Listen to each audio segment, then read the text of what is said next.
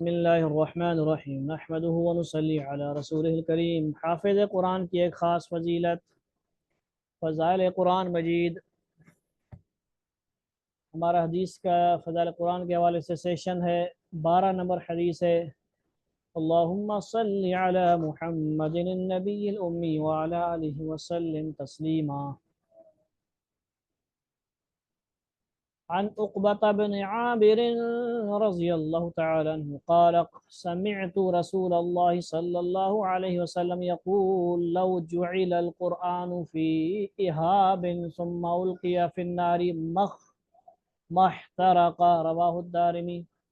عقبہ بن عامر رضی اللہ تعالیٰ عنہ کہتے ہیں کہ میں نے حضور اقدس صلی اللہ علیہ وسلم کو یہ فرماتے ہوئے سنا کہ اگر رکھ دیا جائے قرآن شریف کسی چمڑے میں، پھر وہ آگ میں ڈال دیا جاوے تو نہ جلے۔ سبحان اللہ۔ دارمی کی حدیث ہے۔ مشائخ حدیث اس روایت کے مطلب میں دو طرف گئے ہیں، یعنی جو شراح حدیث ہیں وہی صحیح جو تشریح کر سکتے ہیں، ہم اسی کو تھوڑا سا پڑھتے ہیں اور سمجھتے ہیں، اور تھوڑا مفہوم خلاصہ اسی کو ہمیں کوشش کرنی چاہیے بیان کریں۔ بعض کے نزدیک چمڑے سے عام مراد ہے، عام چمڑا جو ہوتا ہے اس جانور کا ہو، اور آگ سے دنیوی آگ مراد ہے۔ اس صورت میں یہ مخصوص معجزہ ہے جو حضور اقدس صلی اللہ علیہ وسلم کے زمانہ کے ساتھ خاص تھا، جیسا کہ اور انبیاء علیہ السلام کے معجزے ان کے زمانہ کے ساتھ خاص ہوئے ہیں، جس طرح مختلف معجزات ہیں۔ دوسرا مطلب یہ ہے کہ چمڑے سے مراد آدمی کا چمڑا ہے، یعنی پیٹ ہے، جسم ہے، اور آگ سے جہنم۔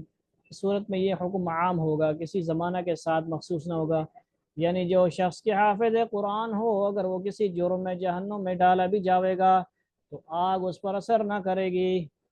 ایک روایت میں ما مست النار کا لفظ بھی آیا ہے، یعنی آگ اس کو چھونے کی بھی نہیں۔ ابو امامہ رضی اللہ تعالیٰ عنہ کی روایت، جس کو شرح السنہ سے مولا علی قاری رحمۃ اللہ علیہ نے نقل کیا ہے، اس دوسرے معنی کی تائید کرتی ہے۔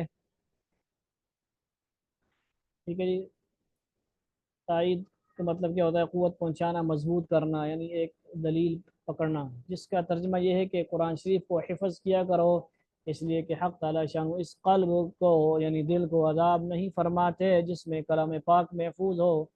یہ حدیث اپنے مضمون میں صاف اور نص ہے، ظاہر ہے۔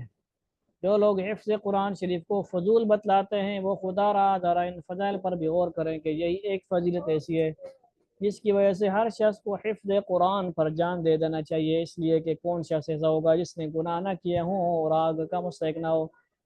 شرح احیاء میں ان لوگوں کی فہرست میں جو قیامت کے ہولناک اور وحشت اثر دن میں اللہ کے سایہ کے نیچے رہیں گے، حضرت علی رضی اللہ کی حدیث سے بروایت علمی نقل کیا کہ حاملین قرآن یعنی حفاظ اللہ کے سایہ کے نیچے انبیاء اور برگزیدہ یعنی نیک مقبول لوگوں کے ساتھ ہوں گے۔